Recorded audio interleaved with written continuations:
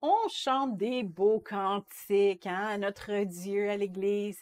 On lui dit qu'on s'abandonne à lui, oh, qu'il est notre roi. Mais au quotidien, est-ce qu'il est vraiment notre Dieu ou plutôt une source parmi tant d'autres?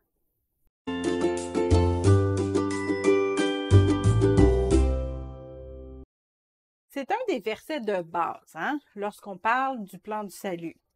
Jésus lui dit, je suis le chemin, la vérité et la vie. Nul ne vient au Père que par moi. Jean 14,6. On est tous d'accord qu'il n'y a pas d'autre moyen d'être sauvé, aucun autre moyen d'accéder à la vie éternelle que par Jésus. C'est seulement en reconnaissant notre état déchu et en acceptant son sacrifice à la croix comme notre chemin à suivre qu'on peut éviter l'enfer. Or, ce principe qui s'applique au salut s'applique à tous les autres domaines de notre vie. Jésus, il n'est pas seulement le sauveur de notre esprit, il n'est pas seulement le Seigneur de notre vie spirituelle, il est pour tout notre être, pour tous les domaines de notre vie. On laisse Dieu régner sur notre vie spirituelle, mais qu'on garde le règne sur nos finances, sur notre vie amoureuse, sur nos divertissements, nous pouvons plus dire qu'il est notre Dieu. On le traite plus comme un Dieu parmi d'autres dans notre vie.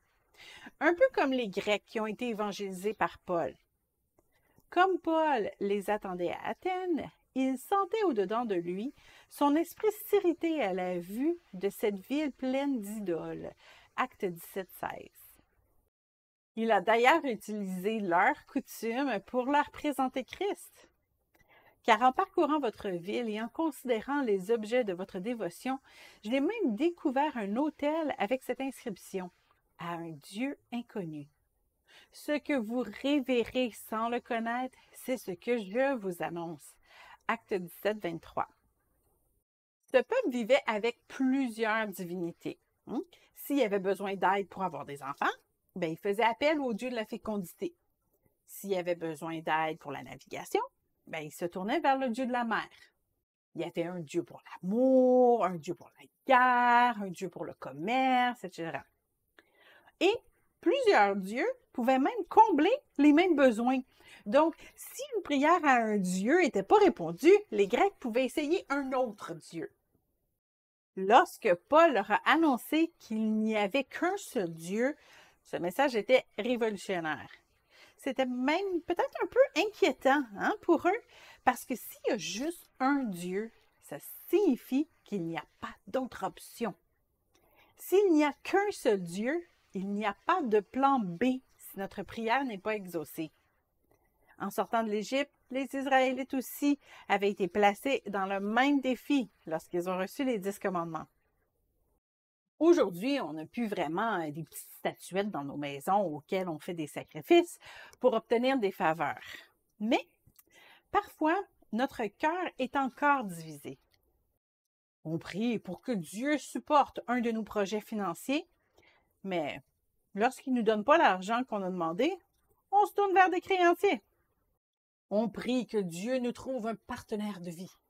Et si le résultat n'apparaît pas dans un délai raisonnable, on se met à chercher un partenaire dans toutes sortes d'endroits qui ne glorifient pas toujours Dieu. C'est sûr que oui, on a des pas à faire. On est co-ouvrier avec Christ. Mais on doit faire les pas que Dieu nous dit de faire. Et pas seulement prier que Dieu bénisse tous les plans qu'on fait. Après tout, c'est nous qui est à son service et pas le contraire. Avoir Dieu comme roi de notre vie, c'est d'abandonner tous nos plans B. C'est aussi de le consulter pour tous les domaines de notre vie, pas seulement le dimanche matin.